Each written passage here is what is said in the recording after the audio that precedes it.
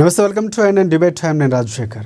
So ఏపీలో చాలా కీలకమైన అంశం ఉప ఎన్నిక జరుగుతుంది. ఉప ఎన్నిక పోలింగ్ కూడా పూర్తయినటువంటి పరిస్థితి కనిపిస్తుంది పులివెందుల అలాగే ఒంటిమిట్టకు సంబంధించి. సో ఇక్కడ ఎన్నికలు ఏవైతే జరుగుతున్నాయో పూర్తి స్థాయిలో విధ్వంసకరమైనటువంటి పరిస్థితి, లేకపోతే రెండు వర్గాలకు సంబంధించినటువంటి కొట్లాట్లు జరిగినటువంటి సందర్భాలు మనం ఉదయం నుంచి చూస్తూనే ఉన్నాం. సో ఈ నేపథ్యంలోనే అక్కడ పోలింగ్ సమస్యాత్మక ప్రాంతాలుగా ఎక్కువ ఆల్మోస్ట్ ఆ ప్రాంతాలు ఉన్నాయని పోలీసులు చెప్పడం, అక్కడ ఈసీ కూడా కట్టుదిట్టమైన ఏర్పాట్లు పోలీసులు కూడా చేసినటువంటి సందర్భం ఉంది. అయితే పోలింగ్ ముగిసింది. మనకున్నటువంటి సమాచారం ప్రకారం పులివెందులలో 4 గంటల వరకు 74.57% అక్కడ పోలింగ్ నమోదైంది. అలాగే ఒంటిమిట్టకు సంబంధించి 4 గంటల వరకు 66.39% నమోదైనట్లు తెలుస్తుంది. ఎవరైతే క్యూ లైన్లో ఉన్నారో వాళ్ళు ఇంకా ఓటు వేస్తున్నారు. కొన్ని ప్రాంతాల్లో నిలుపుదల చేశారు. ఎందుకంటే వైసీపీ వాళ్ళు వచ్చి వారు ఓట్లు వేస్తున్నారు, లేకపోతే వారికి అనుకూలంగా మాట్లాడుతున్నారని వైసీపీ వాళ్ళు టీడీపీ విమర్శించడం, టీడీపీ పోలీసులు ఒకటయ్యారు. ఇక్కడ ఎలా అయినా సరే చంద్రబాబు చాలా కీలకంగా వ్యవహరిస్తున్నారు, రాజకీయాలు దుందుడుకు రాజకీయాలు చేస్తున్నట్టు విమర్శించే ప్రయత్నం వైసీపీ చేస్తుంది. అసలు ఏం జరిగింది, సో రిజల్ట్ ఎలా ఉండబోతున్నది ఎల్లుండి వరకు వెయిట్ చేయాల్సిందే. సో ఇదే అంశానికి ఎన్నిక జరిగిన తీరుకు సంబంధించి ఈరోజు మన డిబేట్ పాయింట్లో చర్చిద్దాం. మనతో పాటు టీడీపీకి సంబంధించి టీడీపీ రాష్ట్ర అధికార ప్రతినిధి మోకా ఆనందసాగర్ గారు మనకి జూమ్ కాల్ అందుబాటులో ఉన్నారు. వారికి ప్రత్యేక నమస్కారం. అలాగే వైసీపీ పార్టీ అధికార ప్రతినిధి బొట్ల రామారావు గారు కాసేపట్లో జాయిన్ కాబోతారు, వారికి కూడా నమస్కారం. అలాగే ప్రముఖ రాజకీయ విశ్లేషకులు బండారు రామ్మోహన్ రావు గారు మనకి జూమ్ కాల్ అందుబాటులో ఉన్నారు, వారికి ప్రత్యేక నమస్కారం. ఎస్, ముందుగా టీడీపీ పార్టీ దగ్గరికి వెళ్దాం. మోకా ఆనందసాగర్ నమస్తే. నమస్కారం. నమస్తే ఆనంద్ సాగర్ గారు. ప్రధానం చాలా కీలకంగా టీడీపీ పోలీసులు ఒక్కటయ్యారు. వైసీపీని ఎలానో ఓడించాలని చంద్రబాబు డైరెక్షన్లో పోలీసులు పనిచేస్తున్నారు. ఇక్కడ ఎక్కడ చూసిన విధ్వంసకర పరిస్థితుల్ని ఒక తెరదించేలాగా, లేకపోతే అలాంటి ఒక ప్రయత్నాలు చేస్తుందని పదే ఆరోపిస్తున్నారు వైసీపీ నేతలు. అలాగే పోలింగ్ జరుగుతున్నంతసేపు కూడా పరిస్థితులన్నీ మనం చూసాం. సో ఇక్కడ ఏం చెప్తారు, అసలు ఎందుకు అలాంటి పరిస్థితులు వైసీపీ కానీ టీడీపీ కానీ ఎందుకు కొట్లాట్ల వరకు వెళ్ళాయంటారు? ముందుగా మీకు ప్యానల్లో ఉన్నటువంటి పెద్దలకి హృదయపూర్వక నమస్కారం. ఇప్పుడు ఒకసారి ఇది పులివెందుల్లో జడ్పీటీసీకి 1995 నుండి మొన్న 2021 వరకు కూడా ఎన్నికలు జరిగాయి తప్ప పోటీ లేదు. అక్కడ యునానిమస్ గా జరిగిపోతుంది. అక్కడ ఏకగ్రీవ ఎన్నికే. ప్రజలు వెళ్ళి తమ ఓటు హక్కు వినియోగించుకుని 25 ఏళ్ళు అయింది పులివెందుల్లో.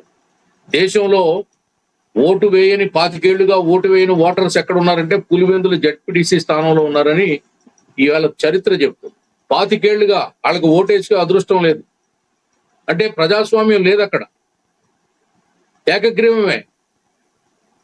దాన్ని బ్రేక్ చేస్తూ తెలుగుదేశం పార్టీ డెమోక్రటిక్ గా అక్కడ ఎన్నికలు జరగాలి, దేశమంతా ఏ విధంగా స్వేచ్ఛగా ఎన్నికలు జరుగుతున్నాయో అక్కడ పులివెందులు కూడా స్వేచ్ఛగా ఎన్నికలు జరగాలి, ప్రజలు ఎవరు ఓటు వాళ్ళు వినియోగించుకోవాలని దృఢ సంకల్పంతో ఈ ఎన్నికలను పెట్టడం జరిగింది, ప్రెస్టేజియస్ గా తీసుకుని. అలాంటప్పుడు ప్రజలు వచ్చి ఓటేయాలని కోరుకునే ప్రజాస్వామ్యవాది పార్టీ తెలుగుదేశం పార్టీ, రాజ్యాంగబద్ధంగా ఎన్నికలు జరగాలని కోరుకునే పార్టీ తెలుగుదేశం పార్టీ. అటువంటి తెలుగుదేశం పార్టీ పోలీసులతో కుమ్మక్కవడానికి ఎన్నికలు పెట్టిందంటారా? కాదు కదా. మాకు ఆ దురుద్దేశాలు లేవు. గెలుపోవటములు మేము రహదారిలో తేల్చుకుంటాం. ప్రజల యొక్క మనోభీష్టాలను గెలుచుకుని ఆ ఎన్నికల బరిలో ప్రజా కోర్టులో తేల్చుకోవడానికి సిద్ధపడ్డాం. వినిపిస్తుంది ఆనంద్ సాగర్ గారు, చాలా క్లియర్ కట్ గా చెప్తున్నారు. కానీ వైసీపీ ఎందుకు ఇలాంటి వ్యాఖ్యలు చేస్తుంది, ఎందుకు ఎంత దౌర్జన్యం టీడీపీ చేస్తుంది, పోలీసులు కూడా వారికి అనుకూలిస్తున్నారు, సహకరిస్తున్నారు అని చెప్పినటువంటి వ్యాఖ్యలు? అదే చెప్తున్నానండి. ఇప్పుడు వాళ్ళు ఏంటంటే ఎన్నికలు జరగకూడదు, వాళ్ళ అహం దెబ్బతింటుంది.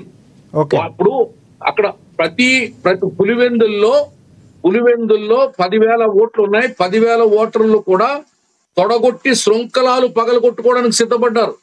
అక్కడ స్లేవ్స్ గా మారిపోయారు ఓటర్స్. సంకెళ్ళు వేసేశారు. ఆ చూపుడు వేల మీద ఆ ఇంకు బొట్టు పెట్టుకుని 25 ఏళ్ళు అయింది సార్. ఇది ఎవరు తప్పిదం? అది అక్కడ ఉన్నటువంటి జగన్మోహన్ రెడ్డి వాళ్ళ కుటుంబం చేసినటువంటి నిర్వాకం. అది 95 నుండి రేపు మొన్న 2021 వరకు ఎన్నికలు లేవు అక్కడ. ప్రజల ఓటు హక్కు, ఓటు వేయడం తెలియదు వాళ్ళకి. పైగా బూతులు మార్చేసామని మళ్ళీ వాళ్ళు కబుర్లు చెప్తున్నారు. బూతులు ఎక్కడ ఉన్నాయండి? పోలింగ్ బూతులు ఉన్నాయా 25 ఏళ్ళ నుంచి? అక్కడ పోలింగ్ జరిగిందా? ప్రజలు వచ్చి క్యూలో నిలబడి ఓట్లేసారా? లేదే. ఎట్లా చెప్తారు ఇటువంటి అసత్యాలు, సత్యదూరమైనటువంటి ఆరోపణలు? మీరు అబద్ధాలు ఆడితే, ప్రభుత్వం మీద ఆరోపణలు చేస్తే, పోలీసులతో కుమ్మక్క అయిపోయారని చెప్తే ప్రజలు మీకు ఓట్లేస్తారనుకుంటున్నారా? ప్రజలు ఈవేళ స్వేచ్ఛా వాయువులు పీలుస్తున్నారు. హాయిగా ఆనందంగా 25 ఏళ్ల తర్వాత వచ్చినట్టు ఓటు హక్కుని వినియోగించుకుంటున్నారు, పండగ చేసుకుంటున్నారు. మేము పులివెందులకు ప్రజాస్వామ్యాన్ని పునరుద్ధరించదలిచాం. పులివెందుల్లో అక్కడ ప్రజలు ప్రజాస్వామ్యాన్ని, ఎన్నికల ప్రక్రియని స్వాగతం పలుకుతున్నారు. వైసీపీ తప్ప.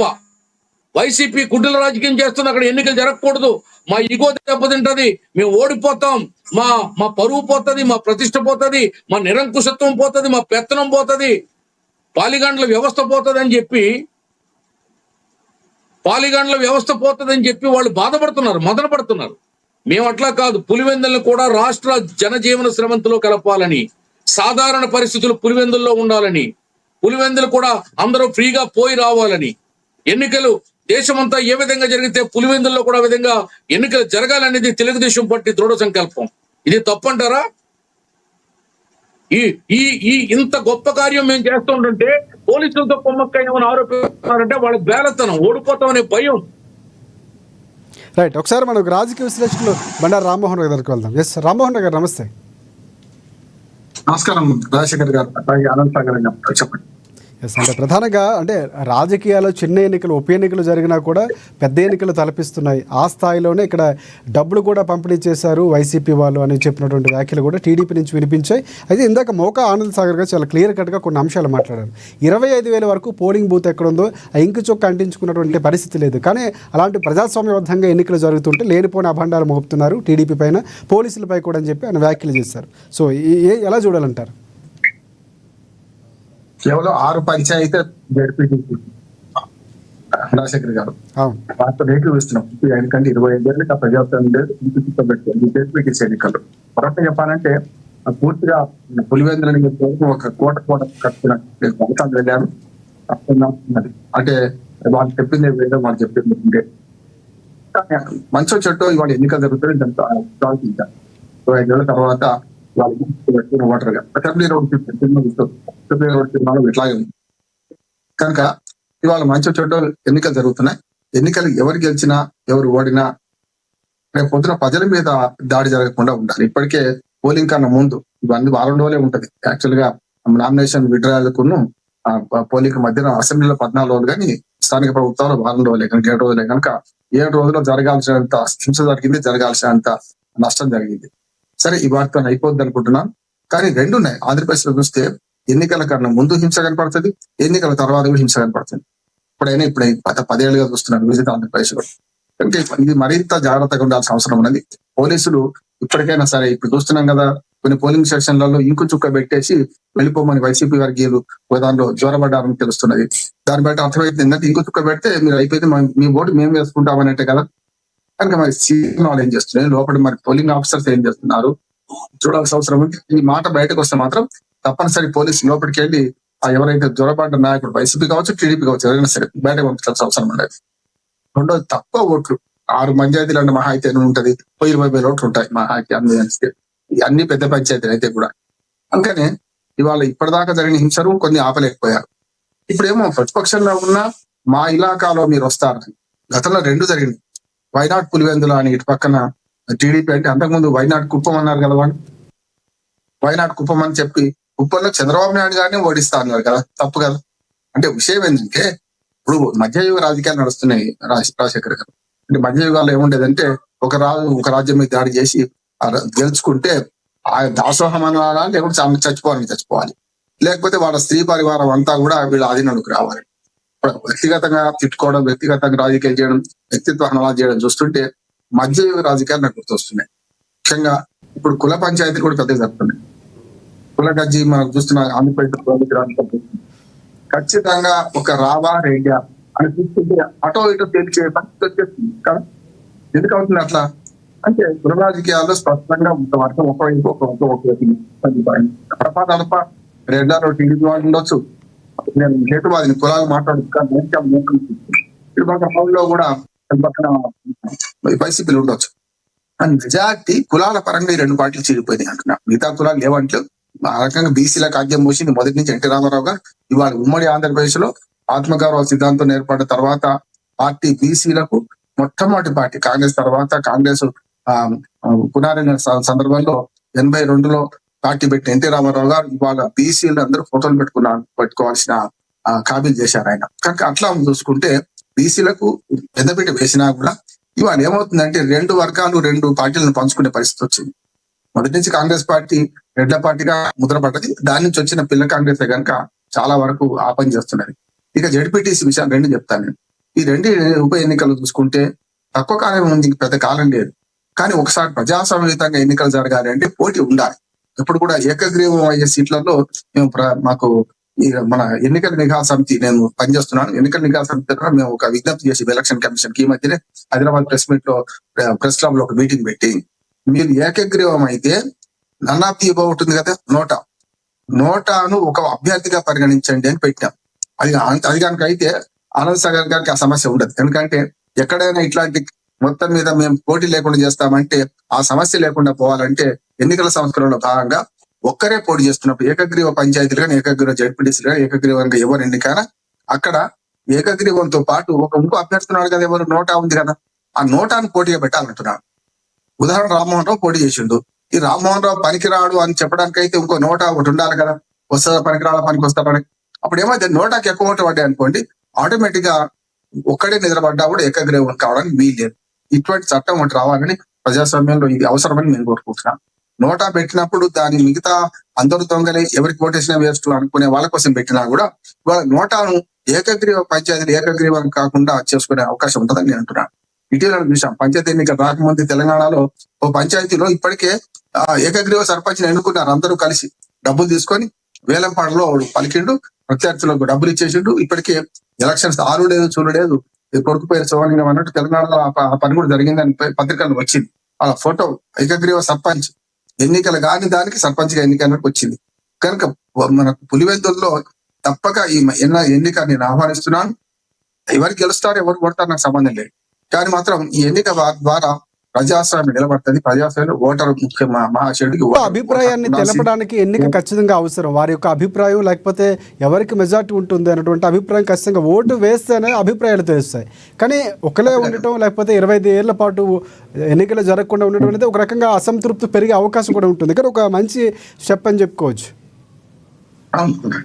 ఎందుకంటే ఏకగ్రీవ ఎన్నికలను నివారించడానికి, ఇట్లాంటి దుర్మార్గాలను నివారించడానికి దీనికి మంచి ఏర్పాటు ఏం చేస్తున్నారు పార్టీలు ప్రజాస్వామ్య సంఘాలు అందరూ కూడా మీరు ఏకగ్రీవంగా ఎవరైతే వస్తే నామినేషన్ ఇష్టంగా అందులో ఏదో మతలం ఉంటుంది. అయితే డబ్బులతోనో లేకుంటే భయంతో కొనుక్కోవడం అన్నా లేకుంటే భయంతో నివారించడం అని ఉంటుంది. కనుక అక్కడ నోటాను ఒక పోటీదారుగా పెట్టి ఎక్కువ ఇష్టం లేదని నోటాకి వేస్తారు. అప్పుడు ఈ నోటాకి ఒక్క ఓటు ఎక్కువ వచ్చిన నోటాకి ఇచ్చినట్టు ప్రకటించవచ్చు. ఆ తర్వాత మళ్ళీ ఎన్నిక జరపడానికి చూస్తే ఇంకో ఎన్నిక మరోసారి జరిగినప్పుడు మాత్రం మొదట్లో నోటాకి ఎక్కువ ఓట్లు వస్తే ఎవరైతే ఒక్కడే నిలబడ్డాడో ఆ అభ్యర్థిని రెండోసారి పోటీ చేయకుండా కూడా చేయొచ్చు. చిన్న ప్రజాప్రాతినిధ్య చట్టంలో ఈ పెద్ద రాజ్యాంగం మార్చాల్సిన అవసరం ఏం లేదు. కేవలం ప్రజాప్రాతినిధ్య చట్టంలో ఒక రూల్ పెడితే సరిపోతుంది. కానీ దానికి సాధించాల్సింది ఎవరు అంటే ఖచ్చితంగా ప్రజలు, పార్టీలు అడగాలి, పార్టీలు ముందుకు రావాలి. మన ప్రజా సంఘాలు, మీడియా కూడా ముందుకు వస్తే మంచిది అంటున్నారు. ఏదైనా సరే వాళ్ళకు సాయంత్రం వరకు 74% మనకు ఇక్కడ ఒంటిమిట్టలో మన పులివెందులో జరిగిన పోలింగ్ అంటే ఇంకా కొందరు ఉన్నట్టున్నది. కానీ ఒంటిమిట్టలో తక్కువ శాతం పోలింగ్ అవడానికి కూడా మరి దౌర్జన్యము అని అంటున్నారు. మరి ఎంతవరకు చూద్దాం. ఇప్పటికే కేసులు అయితే ఇరు పక్షాల మీద ఇటు అటు అయింది. అంటే ఒకవేళ నిజంగానే వన్ సైడ్ కనుక టీడీపీ కనుక జులుం చేయదలుచుకుంటే మరి ఎన్నికల్లో పోటీ చేసే అవకాశం ఉండకపోతుంది కదా. పులివెందుల పక్కన పెడదాం, ఇటు పక్కన ఒంటిమిట్టలో అయితే పోటీ చేసే పులివెందుల పోటీ చేసే అవకాశం ఉండకపోతుండే కదా. అందుకని ఇప్పుడు ఏదైనా సరే దౌర్జన్యాలు ముగియాలి. ఇప్పటికైనా ఫలితాలు వచ్చిన తర్వాత మన మట్టి జరగకుండా ఒకవేళ వైసీపీ అభ్యర్థి ఓడిపోతే ఉక్రోషంతో మరి మీరు దాడి చేయడం ఉంటది. కనుక టీడీపీ పార్టీ వాళ్ళు కూడా జాగ్రత్తగా ఉండాలి. అటు వైసీపీ పార్టీలు ఏమో వాటి వాళ్ళు ఓడినా గెలిచినా దాన్ని పులివెందులను ఒక పెద్ద ప్రతిష్టాత్మకంగా తీసుకోవాల్సిన అవసరం లేదు. కేవలం జడ్పీటీసీ కనుక మస్తు లేదు. ఇంకొక మాట చెప్తాను, ముగిస్తాను నేను. వాళ్ళు ముఖ్యమంత్రి స్థాయి, మాజీ ముఖ్యమంత్రులు, ముఖ్యమంత్రి స్థాయి వాళ్ళు కూడా ఈ 2 ఉప ఎన్నికల గురించి మాట్లాడుతున్నారంటే రాజకీయం అంతా దిగజారింది అర్థమవుతుంది. కింది స్థాయిలో దాన్ని కూడా వాళ్ళ ముఖ్యమంత్రులు, మాజీ ముఖ్యమంత్రుల స్థాయిలో పట్టించుకోవాల్సిన అవసరం వచ్చిందంటే రాజకీయాలు ఎంత కలుషితమైనవి. గతంలో స్థానిక ప్రభుత్వాల ఎన్నికలు వాళ్ళు చూసుకుంటారనేవాడు. ఎప్పుడైతే ఎన్టీ రామారావు గారు 87లో పార్టీ పరంగా వీటిని పెట్టిండ్రు, అంతకుముందు జడ్పీటీసీ, ఎంపీటీసీ లేవు. కానీ పార్టీ పరంగా ఎంపీపీ ప్రెసిడెంట్స్ కు, అట్లాగే మనకు జడ్పీ ప్రెసిడెంట్స్ కు, జడ్పీ చైర్మన్లకు డైరెక్ట్ ఎన్నికలు మంచి అంటున్నారు. ఇప్పుడు కూడా నేనేమంటానంటే ఈ ఉప ఎన్నికలు ఏవైతున్నాయో ఏదైతే జరుగుతున్నాయో జడ్పీటీసీ ప్రత్యక్షంగా జరిగేటి కనుక ఎంపీపీ ప్రెసిడెంట్ కానీ జడ్పీ చైర్మన్ కానీ ప్రత్యక్ష ఎన్నికలు పెడితే బాగుంటుంది. ఎన్టీ రామారావు గారు అద్భుతమైన ప్రయోగం చేశారు. గుంటూరులో అయితే 4 నియోజకవర్గాలు, గుంటూరు ఉమ్మడి జిల్లాలో చూసుకుంటే 4 పార్లమెంట్ నియోజకవర్గాలు, అటు నెల్లూరు కొంత, ప్రకాశం కొంత కలుపుకునే ఉండే కదా మనకు. అటువంటిది ఒక జడ్పీ చైర్మన్ ని డైరెక్ట్ గా ఎన్నుకునే పరిస్థితి తీసుకొచ్చిన ఎన్టీ రామారావు అభినందించాలి, మనం వారిని గౌరవించాలి. ఇప్పటికైనా సరే ఈ అవిశ్వాస తీర్మానాలు మున్సిపాలిటీలో కానీ మండలాల్లో కానీ జిల్లా పరిషత్లో కానీ పెట్టకుండా ఉండాలంటే తప్పక ఏదైతే ఈ డైరెక్ట్ ఎలక్షన్స్ కింది నుంచి పంచాయతీ సర్పంచ్ వార్డు మెంబర్కి ఎట్లా అవుతున్నాయో ఎంపీటీసీ జడ్పీటీసీ అనే పదవులు తీసేయాలంటున్నాను. అయితే అది అవసరం లేదు ముచ్చట అవన్నీ కూడా. రైట్. అంటే ఈ రెండు కూడా మండల ప్రెసిడెంట్ ను అట్లాగే జిల్లా చైర్మన్ డైరెక్ట్ మున్సిపల్ చైర్పర్సన్ కానీ కార్పొరేషన్ గతంలో హైదరాబాద్ మన ఎంపీఎస్ కార్పొరేషన్ 2002లో నాగేంద్ర పోటీ చేసింది కదా, అప్పుడు గెలిచారు కదా. అందుకని ఏమంటారంటే ప్రత్యక్ష ఎన్నికల కోసం పోతే ఈ పార్టీ మారే ప్రభుత్వాలు మారగానే మళ్ళీ అవిశ్వాస తీర్మానాలు పెట్టడం, 4 ఏళ్లు కాగానే 1 సంవత్సరానికి మళ్ళీ ఎలక్షన్ ఇవ్వడం, లేకుంటే అవిశ్వాస తీర్మానాలు పెట్టి తప్పులు నిర్వహించడం లేకుండా అవుతాయి. 1-2 పరిష్కారం. స్థానిక ప్రభుత్వాల్లో పార్టీ రహిత ఎన్నికలు జరుగుతున్నాయి కనుక పార్టీ ఎన్నికలు జరిగినా సరే ప్రత్యక్ష ఎన్నికలు అయితే ఈ గందరగోళం ఉండదు నేను అనుకుంటున్నాను. రైట్. మోక ఆనంద్ సాగర్ గారు చాలా క్లియర్ కట్గా అంటే రామ్మోహన్ రావు గారు కొన్ని సూచనలు అసలు ఉండాల్సిన అవసరం లేదు ఎన్నికలకు సంబంధించి కొన్ని ప్రత్యామ్నాయాలు చెప్పారు. సో దాంతో ఏకీభవిస్తారా? ఆయన చెప్పారు ఎన్టీ రామారావు గారు బ్రహ్మాండమైన ప్రక్రియ తీసుకొచ్చారని చెప్పారు. అంటే తెలుగుదేశం పార్టీ సిద్ధాంతం మీకు అర్థమైంది కదా. ఎన్నికల విధానాన్ని నమ్ముకుని ఎన్నికల సిస్టమ్ ని ఊపిరిగా భావించే పార్టీ తెలుగుదేశం పార్టీ. మీరు చంద్రబాబు ఎన్టీఆర్ ఆ విధంగా చేస్తే నేటి చంద్రబాబు చేశారంటే నీటి సంఘాలు పెట్టారు, విద్యా పెట్టారు, వాటికి కూడా ఎన్నికలు నిర్వహించే సిస్టమ్ తీసుకొచ్చారు. అంటే ఈ బాబాసాహెబ్ అంబేద్కర్ రచించిన రాజ్యాంగంలో ఎన్నికలు అనేది ఒక బ్రహ్మాండమైనటువంటి ఒక యజ్ఞం లాంటిది. ప్రజాస్వామ్యంలో ఒక యజ్ఞం ఎన్నికలంటే. ఆ ఎన్నికల ప్రక్రియను ఆహ్వానించినటువంటి పార్టీ పకడ్బందీగా ఎన్నికలు జరిపించే party Telugu Desam party. Telugu Desam party కానీ ఇలాంటి ఎన్నికలకు కూడా వైసీపీ 100 కోట్లు ఖర్చు పెడుతుంది, అవినీతి సొమ్ము, ముక్కు పొడుకులు ఇవ్వటము లేకపోతే చీరల పంపిణీ చేయడమో చేస్తున్నారంటూ టీడీపీకి సంబంధించి బీటెక్ రవి లాంటి వారు కొన్ని ఆరోపణలు చేసినటువంటి సందర్భాలు. అంటే వైసీపీ ఎందుకు ఇలాంటి నిజంగానే చేసిందంటారా? సో ఎందుకు చేయాల్సి వచ్చిందంటారా? ఖచ్చితంగా గెలవాల్సిన పరిస్థితి ఉందని వైసీపీ చేసిందా? చూడండి సార్, ఇప్పుడు గత ఎన్నికల్లో ఆ స్థానం వాళ్ళు ఏకగ్రీవం చేసుకున్నారు. అలా వెనక్కి వెళ్తే 4 ఎన్నికలు అంటే 5 ఎన్నికలు అంటే 25 సంవత్సరాలు ఏకగ్రీవం. ఫస్ట్ టైం మేము ఎన్నికలు పెట్టాం, మేము ప్రభుత్వం మేము ఉన్నాం. ఇప్పుడు ఎన్నికలు పెట్టింది మేము, ఎన్నికలు తెచ్చింది మేము, ఎన్నికల్లో అక్కడ ఎన్నికలు జరపాలని భావించేది మేము. కాబట్టి దొడ్డిదారిలో డబ్బు పంచో, ముక్కు పుడకలు పంచో, లేకపోతే ఏదో బంగారం పంచి వెండి పంచి చేయాలి, ఈ ఓట్లు కొనాల్సిన అవసరం మాకు లేదు. మాకు అక్కడ ఎన్నికలు ప్రశాంతంగా జరగాలి. ప్రతి ఓటరు వెళ్ళి తన ఒప్పుకోవాలి. తద్వారా మాకు రిజల్ట్ వస్తుంది. ప్రజలు మా ప్రభుత్వానికి మద్దతు తెలుపుతున్నారు. మొన్న కడపలో 7 సీట్లు నెగ్గాం. గడప మాది,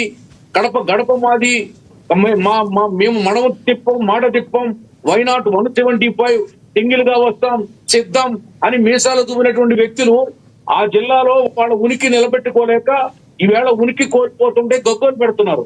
తెలుగుదేశం పార్టీ అధికార దుర్వినియోగం చేస్తుంది, పోలీసులతో కుంపక్కయింది, డబ్బు పంచుతుంది. ఏమన్నా నేను పేదవాడా ఈ పార్టీ? ఆయన ఉన్నాడా? ఆయన ఏం చేయట్లేదా? ఆయన డబ్బు పంచడా? దొరికారు చూడండి, ఎన్ని చోట్ల డబ్బు పంచుతూ దొరికారు వైసీపీ నాయకులు. ఒకసారి చూడండి. రైట్. ఎన్ని కేసులు వాళ్ళ మీద బుక్ అయ్యాయో, ఎన్ని చోట్ల వాళ్ళు డబ్బులు వదిలిపెట్టి పారిపోయారో ఒక్కసారి చూడండి. ఎన్నికల విధానం వ్యతిరేకించే పార్టీ వైసీపీ పార్టీ, ప్రజాస్వామ్యాన్ని వ్యతిరేకించే పార్టీ వైసీపీ పార్టీ, రాజ్యాంగాన్ని వ్యతిరేకించే పార్టీ వైసీపీ పార్టీ. అందుకే అక్కడ నిరంకుశత్వంతో పరిపాలిస్తున్నారు. ఇప్పటికీ చెప్పులు తీసి నడవాలంట, వాళ్ళ ముందు చెప్పులు తీసి వాళ్ళ ఇళ్లలోకి వెళ్ళాలంట, చేతులు కట్టుకొని నిలబడాలంట.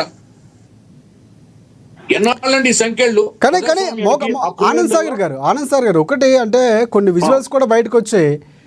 కొంతమంది పోలీసులు కాళ్ళు పట్టుకొని ఓటు వేయనియండి, మమ్మల్ని ఓటు వేసే హక్కును కల్పించాలని వేడుకున్నటువంటి సందర్భాలు ఉన్నాయని వైసీపీ ఆరోపిస్తుంది. కొన్ని వీడియోలు కూడా రిలీజ్ చేసింది, సోషల్ మీడియాలో కూడా కొన్ని ఛానల్లో వచ్చినటువంటి సందర్భాలు ఉన్నాయి. కానీ ఏంటి, ఎందుకు అలాంటి పోలీసులు అలాంటి పరిస్థితి, అంటే ఓట్లు వేయడానికి కూడా అడుక్కోవాలా అన్నటువంటి వైసీపీ నేతల ఆరోపణలపై ఏం చెప్తారు మీరు? అదండి, అవి దొంగోట్లు ఎన్ని పట్టుకున్నారు చూడండి. ఎక్కడెక్కడి నుంచో తీసుకొచ్చి మద్రాసు నుంచి, నెల్లూరు నుంచి, ఆ చిత్తూరు నుంచి, పొంగనూరు నుంచి, ఆ పెద్దిరెడ్డి ఇలాకా నుంచి తెచ్చారు, బస్సుల మీద తెచ్చి లాడ్జీల్లో పెట్టారు, చుట్టాల ఇళ్లలో పెట్టారు, పొలాల్లో పెట్టారు. ఇవాళ వచ్చి వాళ్ళకి స్లిప్లు ఇచ్చి పంపుతున్నారు. దొంగోట్లు పోలీసులు పట్టుకోరా? మరి తెలుగుదేశం వాళ్ళు పట్టుకోరా? బీజేపీ వాళ్ళు పట్టుకోరా? జనసేన వాళ్ళు పట్టుకోరా? కూటమి పట్టుకోరా? దొంగోట్లు ఏం ఇస్తామండి? రైట్. కొంతమంది ఏజెంట్లకు కూడా రానివ్వలేదని వైసీపీ ఆరోపిస్తుంది. తప్పు. ఏజెంట్లు లేకుండా ఎన్నికమండి.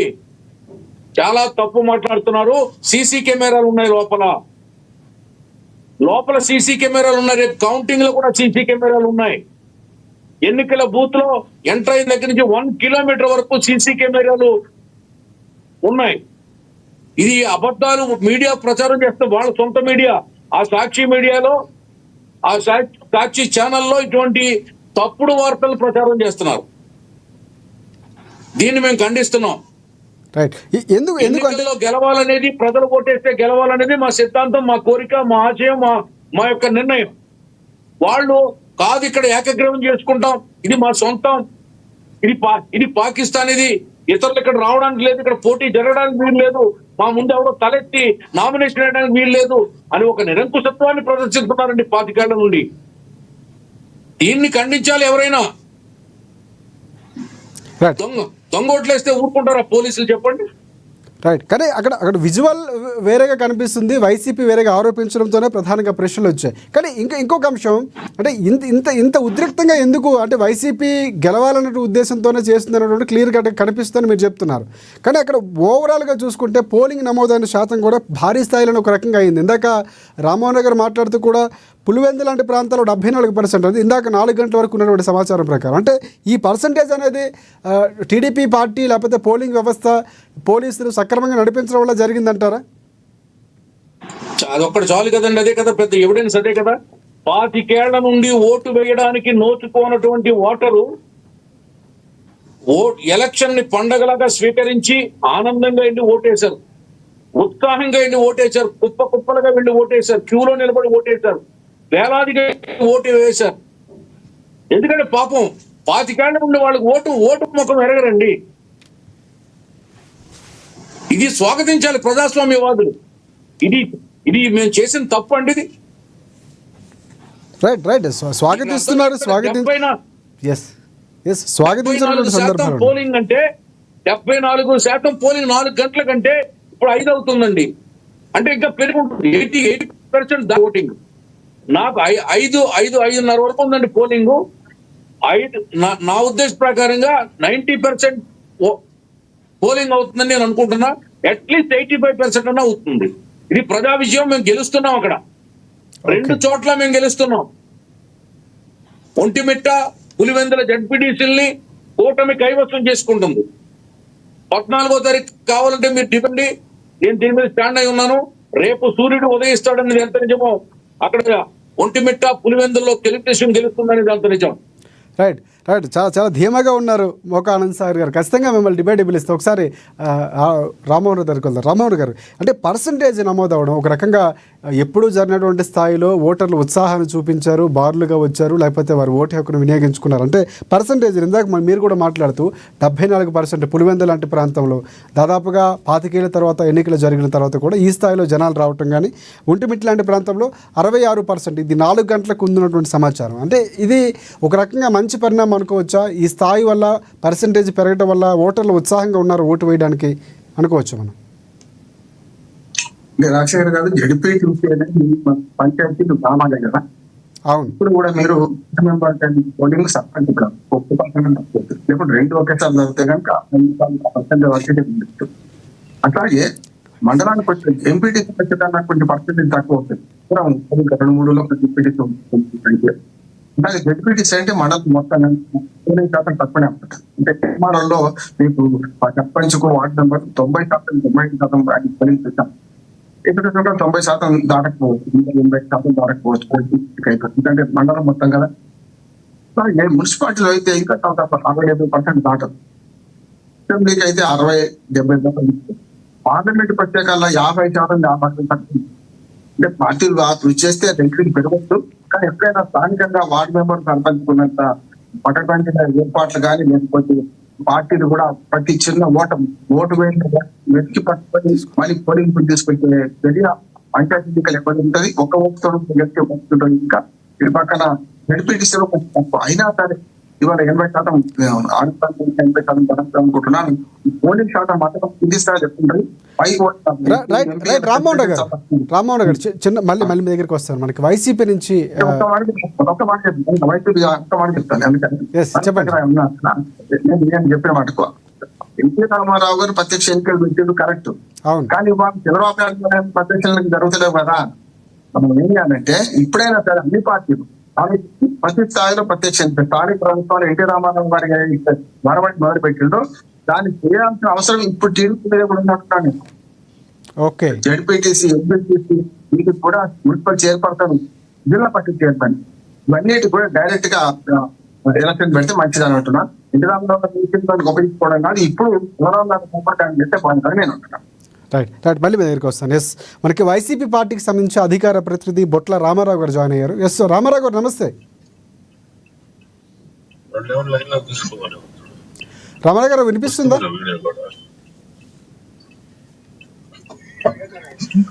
రామారావు గారు వినిపిస్తుందా? నమస్తే.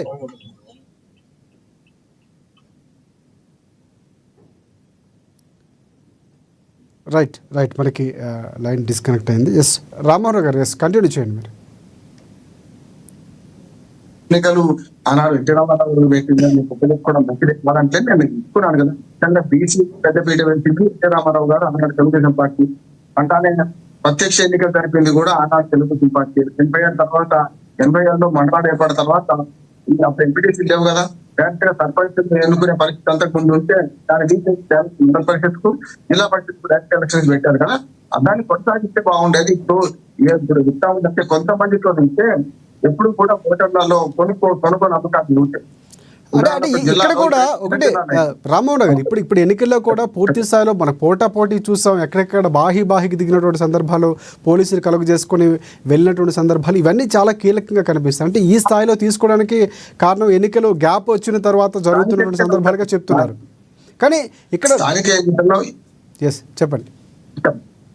స్థానిక ఎన్నికల్లో ఈ ఇంటి మీద కాకి ఆ ఇంటి మీద ఆడకుండా ఉంటది. అయినా వాళ్ళకి అంటారు కానీ కింది వాళ్ళు కలవరు. అందుకని చెప్తుంది కదా, గ్రామానికి వెళ్తా ఉంటాయి. ఇప్పటికి ఇంకా పట్టు పెరిగి ఇంకా అప్పటికంటే ఇది ఎక్కువ ఈ రాజకీయాలు ముఖ్యం గ్రామస్థాయి పట్టాలు చీలిపోయింది రాజకీయ నాయకులు. అందుకని తన్నుకోవడం పెట్టుకోవడం.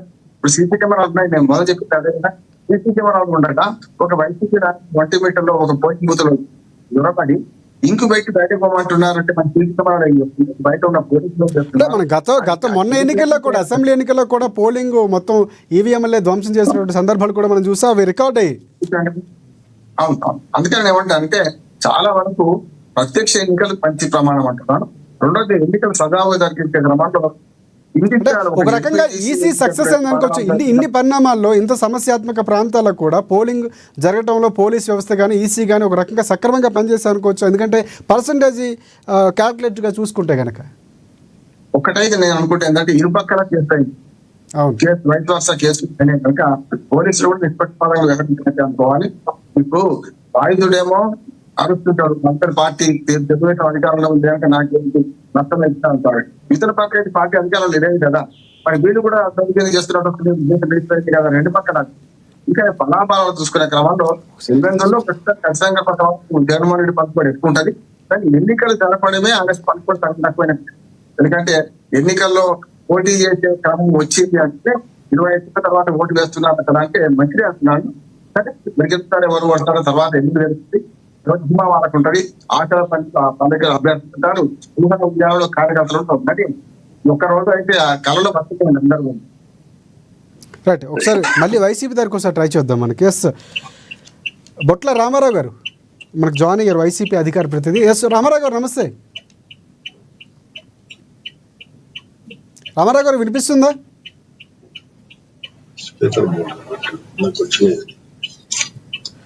రైట్, మనం టీడీపీకి వెళ్దాం. ఎస్, మోకా ఆనంద్ సార్ గారు.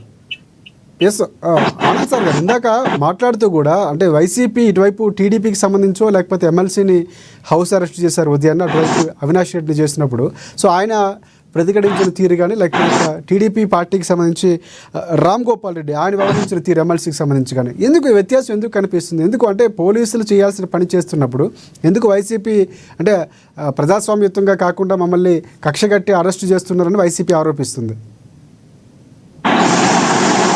ఇప్పుడు ఎన్నికల కమిషన్ ఆదేశాల మట్టుకి ఇప్పుడు పోలీసులు అక్కడ ఎన్నికల కోడ్ ఉంది కాబట్టి వాళ్ళు పనిచేస్తారు, ప్రభుత్వ ప్రమేయం ఉండదు. దయచేసి మీరు అర్థం చేసుకోవాలి.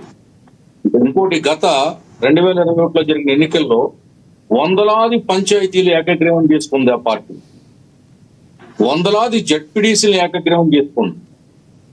బీఫారాలు లాక్కున్నారు, క్యాండిడేట్ టీడీపీ క్యాండిడేట్స్ ఇళ్లలో పెట్టి తాళాలు వేశారు, ఆ స్క్రూటీలో చిన్న చిన్న ఎర్రలు చూపించి డిస్క్వాలిఫై చేశారు, రకరకాలుగా చేసి ఏకగ్రీవాలు చేసుకున్నారు.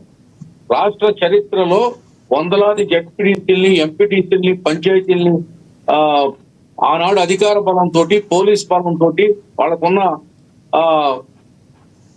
పవర్ తోటి వాళ్ళు ఏకగ్రీవం చేసుకున్నారు. ఏకగ్రీవం చేసిన పంచాయతీలకి తాయిలాలు ఇస్తా ఉన్నారు, ప్రైజులు ఇస్తా ఉన్నారు, నగదు నజరానా ఇస్తా ఉన్నారు. అది పరిస్థితి. మేము అటువంటి ఎన్నికల ప్రక్రియను అపహాస్యం చేసే విధానం కానీ అధికార దుర్వినియోగం కానీ చేసే ఉద్దేశం ఉంటే మేము అక్కడ ఏకగ్రీవమే చేసుకునేవాళ్ళం కదా. అంటే వైసీపీ వాళ్ళు కూడా ఒక రకంగా అదే మాట్లాడారు. అంటే ఎన్నికలు జరిగి మీకు అనుకున్నట్టుగా జరగాల్సిన సిచ్యువేషన్స్ వస్తే ఎన్నికలు మీకు అనుకూలంగానే జరుగుతున్నా అదేదో మార్చేసి మీకు అనుకూలంగా ఏకగ్రీవమే చేసుకోవచ్చు కదని అవినాష్ రెడ్డి లాంటి వారు చెప్పినటువంటి సందర్భాలు ఉన్నాయి. అదేనంటున్నాను. ఇప్పుడు మాకు గెలుస్తామనే నమ్మకం ఉంది కాబట్టి ఎన్నికలు జరిపిస్తున్నాం.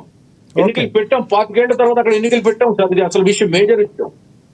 ఇప్పుడు పులివెందుల్లో జగన్మోహన్ రెడ్డి తాత రాజారెడ్డి పంచాయతీ వార్డు మెంబర్ గా పోటీ చేసి ఓడిపోయాడు. జగన్మోహన్ రెడ్డి నాయనమ్మ పంచాయతీ వార్డు మెంబర్ గా పోటీ చేసి ఓడిపోయింది. వాళ్ళు ఓటమి నుంచి తేరుకుని పులివెందుల్ని కబ్జా చేశారు. అక్కడ ఎన్నికలే జరగకుండా చేస్తున్నారు 25 ఏళ్ల నుంచి. ఆ జడ్పీడీసీ ఓటమితో మొదలైనటువంటి చరిత్ర ఏకగ్రీవాలతో నడుచుకుంటూ వస్తుంది. దాన్ని బ్రేక్ చేస్తుంది ఇవాళ కూటమి ప్రభుత్వం. ఎన్నికలు జరిపిస్తున్నాం, ఎవరు నెగ్గుతారనేది ప్రజలు తెలుస్తారు. ప్రజలు ఎవరికి ఓటేస్తే వాళ్ళు గెలుస్తారు. అక్కడ వాళ్ళకు ప్రజల మీద విశ్వాసం లేదు, ఎందుకంటే ప్రజలు ఆ విధంగా వేధించారు. వాళ్ళు పులివెందుల జడ్పీడీసీ ఓడిపోతే జగన్మోహన్ రెడ్డి పరువు పోతుందని, ప్రతిష్ఠ పోతుందని వాళ్ళు బెంబేలు పడుతున్నారు, చిందులేస్తున్నారు, రకరకాల బురద జల్లుతూ ఉన్నారు మా మీద. ఇవన్నీ ప్రజలు అక్కడ పట్టించుకోవట్లేదు. అక్కడ పరిస్థితులు వేరు, వాళ్ళు ప్రచారం చేసే మాధ్యమాల్లో వాళ్ళు వచ్చే వాళ్ళ వార్తలు వేరు. ఎందుకంటే అబద్ధాన్ని నిజం చేసి చూపించడం వాళ్ళకి అలవాటు కదా, ఎన్ని చూసాం గతంలో. రైట్ ఆనంద్ సార్ గారు చాలా చాలా స్పోర్టివ్గా ఒక రకంగా తీసుకోవాల్సిన అంశం, కానీ రాజకీయాలు కానీ ఈసారి చాలా ఛాలెంజ్గా తీసుకున్నారు రెండు పార్టీలు. సో ధీమాగా ఉన్నారా, గెలవబోతున్నారు? ఇందాకే మీరు ధీమా వ్యక్తం చేశారు. సో ఏ స్థాయిలో గెలవబోతుంది అక్కడ టీడీపీ అంటే మీ వర్షంలో మీ ధీమాతో ఏం చెప్తారు? 2 నియోజకవర్గాలకు సంబంధించి 2 జడ్పీటీసీ స్థానాలు. 3000 మెజార్టీతో 2 స్థానాలు, చెరువు 3000 మెజార్టీతో గెలవబోతున్నామండి. రైట్, అద్భుతమైన విజయాన్ని ప్రజలు మాకు ఇవ్వబోతున్నారు. ఎందుకంటే మా పరిపాలన, ఈ 1 ఇయర్ పరిపాలన చూశారు. సంక్షేమ పథకాలు, అభివృద్ధి. పులివెందులకు నీళ్లు ఇచ్చామండి. వాళ్ళు నీళ్లు ఇవ్వలేదు పులివెందులకు. ఆ శుద్ధ ఏదో దొరుకుతుందంట అక్కడ, ఆ శుద్ధ అంతా పాడవుతుందని చెప్పి అక్కడ నీళ్లు రాకుండా చేశారు. అటువంటి పులివెందులకు నీళ్లు ఇచ్చాము. ఇవాళ చెరువులు కళకళలాడుతున్నాయి జలకళతో. పులివెందుల్లో కూడా అభివృద్ధిని తీసుకెళ్తున్నాం, కృష్ణా జలాలను తీసుకెళ్తున్నాం. రేపు ఈ ఎన్నికల తర్వాత పులివెందుల స్వరూపం మారిపోతుంది. అంటే ఇదంతా జగన్మోహన్ రెడ్డిని ఓడించాలి, లేకపోతే ఆ ఏరియాలో పాగా వేయాలని ఇందాక రామ్మోహన్ రావు గారు చెప్పినట్టు ఆ ఉద్దేశంతోనే చేస్తుందా టీడీపీ? సార్ ఇప్పుడు రాజకీయం అంటే ఏంటి సార్? పార్టీ అంటే ఏంటి? పంచాయతీ వార్డు మెంబర్ ఎన్నికను కూడా ప్రతిష్టాత్మకంగా తీసుకుంటుంది మా తెలుగుదేశం. మాకు ఎన్నిక, ఎంపీ ఎన్నిక, ఎమ్మెల్యే ఎన్నిక, ఎమ్మెల్సీ ఎన్నిక, వార్డు మెంబర్ ఎన్నిక, పంచాయతీ ఎన్నిక మేము చూడండి. ప్రతి ఎన్నిక మాకు ప్రాణప్రదమైంది. మేము గెలవాలి, ప్రజల మనసులు మేము గెలవాలి. ప్రజల మద్దతు మాకు కావాలి, ప్రజలు మాకు అండగా దండగా కైదండగా ఉండాలి. అంతేగాని ఎన్నికలు కాదంటే రాజకీయ పార్టీకి మనుగడ ఎక్కడ ఉంటుందండి? ఆ పార్టీ హయాంలో ఎన్నికలను వదిలిపెట్టేశాం. వాళ్ళ హెరాస్మెంట్ తట్టుకోలేక ఎన్నికల ప్రక్రియ అప్పగిస్తూ ఎన్నికల కమిషనర్ వాళ్ళ మీద తిరగబడి 1 year ఎన్నికలు పంచాయతీ ఎన్నికలు చరిత్ర. ఓకే ఎన్నికల కమిషనర్ న్యాయ పోరాటం చేశాడు ఆవేళ ప్రభుత్వంతో, వైసీపీ ప్రభుత్వంతో. ఆ సందర్భంలో ఈ రాష్ట్రంలో ఇంక ఎన్నికలు సజావుగా జరగవని మేము ఎన్నికల నుండి బయటకు వచ్చాం, జడ్పీటీసీ ఎన్నికల నుండి. అంతే తప్ప మేము నామినేషన్లు వేసి మేము ఏదో దొంగచాటుగా ఓట్లు వేయించుకున్నాం, లేదా రౌడీజం చేసో గూండాయిజం చేసో గెలవాలనే మాకు ఇప్పుడు లేదు. ఇప్పుడు పులివెందులో కూడా అంతే. ఒకసారి వైసీపీ నుంచి అంటే ప్రజాస్వామ్యయుతంగా చేసే ప్రయత్నం టీడీపీ చేస్తుంది. బొట్ల రామారావు గారు నమస్తే. నమస్కారం అండి.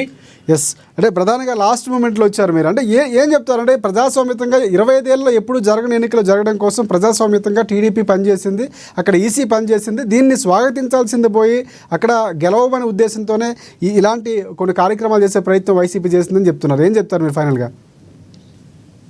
వీళ్ళకి ఒకటండి, పచ్చ కామర్లకి మొత్తం లోకం అంతా పచ్చగా కనపడుతుందంట. ప్రజాస్వామ్యం ఎక్కడుందండి? 25 ఏళ్ళలో జరగని ఎన్నికలు నిర్వహిస్తున్నామని చెప్తుంది, దీన్ని స్వాగతిస్తారా? 25 ఏళ్ళు ఏంటండి, ఎప్పుడు ఎన్నికలు జరుగుతూనే ఉండే కదండి. ఎన్నికలు జరగండి ఎప్పుడు? కొత్తగా ఈ తెలుగుదేశం పార్టీ ఏకగ్రీవాలు మాత్రమే అవుతున్నాయండి. ఇక్కడ ఒక అంశం అండి, జమ్మల పొడుగు నుంచి దొంగ ఓటర్లను తీసుకొచ్చారా లేదా? పోలింగ్ బూతుల్లో వైసీపీ ఏజెంట్లను బయటకు లాగారా లేదా? మండిపల్లి రామప్రసాద్ రెడ్డికి ఏం పనండి? అక్కడ బీటెక్ రవి రాజ్యాంగేతర శక్తిగా అవతరించాడు, మనం చూస్తా ఉన్నాము. అట్లాగే వీళ్ళ యొక్క విధానం ఎట్లా ఉందంటే పోలింగ్ బూత్లన్నీ కూడా మార్చారండి. దగ్గర ఉన్నటువంటి బూత్లు 4 కిలోమీటర్లు 2 కిలోమీటర్లు పెట్టి ఒరిజినల్ ఓటర్లు రాకుండా దొంగ ఓటర్లతోటి పప్పం గడుపుకోవాలనే ప్రయత్నం మనం చూసాం. అసలు రాయలసీమ డిఐజీ కోయ ప్రవీణ్ గారు ఆయన యొక్క భాష చూసాం మనం, ఏం మాట్లాడుతున్నారు అనేది. ఇక్కడ ఎన్నికల వ్యవస్థని భ్రష్టు పట్టించారు. తెలుగుదేశం పార్టీ మీద ఎవరికి విశ్వాసం లేదు. నేనేమంటున్నానంటే ఈ జడ్పీటీసీ ఎన్నిక మా యొక్క జడ్పీటీసీ చనిపోతే వచ్చింది, అది గుర్తుంచుకోవాలి. ఫస్ట్ ఆఫ్ ఆల్ 8 నెలల ఎన్నిక తీసుకొచ్చారు కాదంట్లా. నేనేమంటున్నానంటే బీటెక్ రవి తమ్ముడు మహిళల మీద దాడులు చేసి బీభత్సం సృష్టిస్తున్నాడు ఎర్రబల్లిలో. అట్లాగే మొన్న అసెంబ్లీ ఎన్నికల్లో 2024 ఎన్నికల్లో వైఎస్ఆర్సీపీకి 6,000 ఓట్లు వస్తే కేవలం తెలుగుదేశం పార్టీ కూటమి 3 పార్టీలు కలిపి వచ్చినటువంటి ఓట్లు 2,000 అండి. అది గమనించుకోవాలా వీళ్ళు. అంటే దీన్ని మొత్తం కూడా తారుమారు చేసి ఏ విధంగానైనా సరే చివరికి ఎన్నికల ఫలితాల రోజు అధికారులు కానీ అన్నిటి మభ్యపెట్టి తెలుగుదేశం పార్టీ గెలిచింది అనిపించి, ఏదైతే మా నాయకుడు జగన్మోహన్ రెడ్డి గారి సొంత నియోజకవర్గం కదండి పులివెందుల, అక్కడ కూడా మేము తెలుగుదేశం గెలిచాము అంటే ఈ యొక్క ప్రజా వ్యతిరేకతను మొత్తాన్ని కూడా దాన్ని పూర్తిగా చూపించాలని. అంటే గతంలో వైనాట్ ఏదైతే కుప్పం ప్రాంతం అనేది చెప్పినట్టు సందర్భం కూడా ఉంది. అంటే అక్కడ మీరు చెప్పడంతోనే మళ్ళీ అక్కడ పోటీ స్టార్ట్ అయిందంటారా? మీరు గతంలో మాట్లాడలేదంటారా? కుప్పం పులివెందులు కాదు, ఇక్కడ కుప్పం కాదు పులివెందులు కాదండి, మంగళగిరి కాదు, లేకుంటే ఇంకొక ప్రదేశం కాదు. ఎక్కడైనా కూడా ప్రజాస్వామ్యయుతంగా ఎన్నికలు నిర్వహించుకునేటటువంటి వెసులుబాటు చట్టము రాజ్యాంగం కల్పించే. ఒకటి రామారావు గారు, ఫైనల్ గా 14వ తారీఖున రిజల్ట్స్ రాబోతున్నాయి. మేము 3,000 ఓట్లతో 2 స్థానాల్లో గెలవబోతున్నాం అని ఒక ధీమా వ్యక్తం చేస్తున్నారు. ఫైనల్ గా మీరు ఏ విధంగా చెప్తారు, ఏం చెప్తారు? మేమైతే ప్రజలు అంత అమాయకులు కాదు, ఖచ్చితంగా మా యొక్క ఓటింగ్ మాకుంది, చాలా వ్యత్యాసం ఉంది. అయితే వీళ్ళు చేసేటటువంటి ఈ యొక్క భయకంపితులను చేసి ప్రజలను ఓటింగ్కి రాకుండా చేశారు, దొంగ ఓట్లు చేశారు. ఈ ఫలితం ఎలా ఉంటుందనేది రేపు మనం ఓట్లు లెక్కింపు రోజు కూడా అండి. మాకు ఒకవేళ వైసీపీ గెలిచినా కూడా వీళ్ళు తెలుగుదేశం పార్టీ అభ్యర్థులు గెలిచేటట్టు ప్రకటించుకునేటటువంటి అక్కడ కూడా వీళ్ళు నీచానికి దిగజారారు అనేది మనకు అర్థమవుతుంది. చూద్దాం, ఏది ఏమైనా వీళ్ళ యొక్క విధానం అంతా కూడా మనం ఆవశ్యకత ఉంది. అసలు మండిపల్లి రామప్రసాద్ రెడ్డి అనేటువంటి మంత్రికి ఆ యొక్క పోలింగ్ జరిగేటువంటి ప్రదేశాలు ఏం పనండి? ఆయన రాయచోటి అసెంబ్లీ నియోజకవర్గానికి సంబంధించిన వ్యక్తి ఇక్కడ దుర్మార్గంగా వచ్చి ఇక్కడ అందరినీ బెదిరించడం, అధికారులు బెదిరించడం, లొంగ తీసుకోవడం, ఇదంతా కూడా సరైనటువంటి విధానం కాదు. అధికార పార్టీకి చెల్లదు. సాక్షాత్ ముఖ్యమంత్రి రంగంలో దిగి ఇక్కడ జడ్పీటీసీకి ఒక మేనిఫెస్టో రూపొందించి మేము పథకాలు ఇస్తాము, ఆ ప్రాంతానికి పులివెందుల్లో పనులు చేస్తాం, పులివెందుల్లో ఉన్నటువంటి వ్యక్తులకు రకరకాల స్కీమ్స్ ఇస్తాం, ఆ ప్రాంతాన్ని అభివృద్ధి చేస్తామని చెప్పి టెలికాన్ఫరెన్స్ పెట్టాడు కదండి. ఇది ఒక ముఖ్యమంత్రి స్థాయి వ్యక్తి కూడా ఈ చిన్న జడ్పీటీసీ ఎన్నికని ప్రభావితం చేయాలని ప్రయత్నం చేయడంలోనే ఇలా అధికార దుర్వినియోగం ఎలాంటిది అనేది అర్థమవుతుంది కదండి మనకి. రైట్ రైట్ మొత్తానికి వైసీపీ ధీమాగానే ఉంది అనుకోవచ్చు. ఖచ్చితంగా మా ప్రయత్నం మేము చేస్తామండి. అది మా యొక్క అభ్యర్థి గతంలో గెలిచినటువంటి విధానం, మాకు వచ్చినటువంటి 6,000 ఓట్లు ఉన్నాయి కదండి జనరల్ ఎలక్షన్ లో, వీటన్నిటిని బేరీజ్ చేసుకుంటే మేము మెజార్టీలోనే ఉండాలా. వీళ్ళు ఎన్ని కుయుక్తులు పండినా మా ప్రయత్నం మేము చేసి మేము గెలుపొందాలనేటువంటి దాంట్లో ప్రజాస్వామ్యయుతంగా మేము పోరాడుతున్నాం. వీళ్ళు అధికార దుర్వినియోగం చేసి ఏ విధంగానైనా సరే తెలుగుదేశం పార్టీ గెలిచింది అని అనిపించుకోవాలని వాళ్ళ ప్రయత్నం చేస్తున్నారు. ఇది రాష్ట్ర ప్రజలు, తెలుగు ప్రజలందరూ కూడా గమనిస్తున్నారు కదండి.